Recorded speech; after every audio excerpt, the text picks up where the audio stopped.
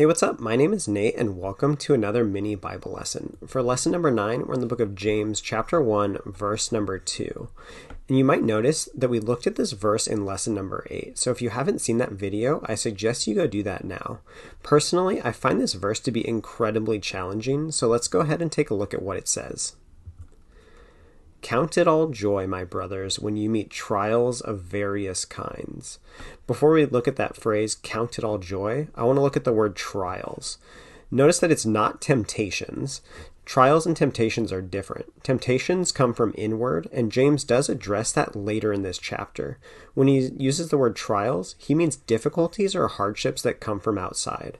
I like that the Bible is honest, and it guarantees that sometimes life is going to be hard. In Peter's first epistle, he says it this way: rejoice in what God has done, even though you've had to suffer. So count it all joy. What does he mean by that? First, notice that he doesn't use the word happiness. That's because happiness is directly connected to our circumstances. Given the right circumstances, everyone experiences happiness. If your friends tell you that they're pregnant, that's happy. If you get a new job, that's happy. But we can have joy despite difficult circumstances. And you might be thinking, how is that possible? That's because Jesus offers meaning in our trials. That is, that he produces perseverance in us. He offers help through our trials by giving us godly wisdom and teaching us how to live. And God also offers a final resolution for all suffering. There will be a time where there's no more pain and no more tears. And everything will be accounted for and made right by a perfect judge.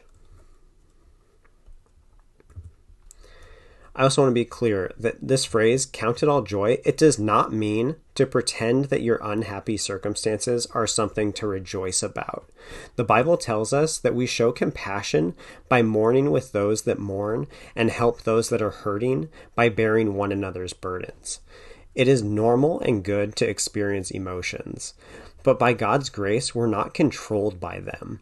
Our rest and our joy is found in Christ, so we can respond correctly to our circumstances. So sometimes life is going to be hard, but that does not mean that God is failing you, or that he's punishing you, or that he's abandoned you. We need to understand that God is not without power and he's not without a plan. Unfortunately, we only get to see in part and not in full. I hope that this video has been helpful to you. Thanks for watching.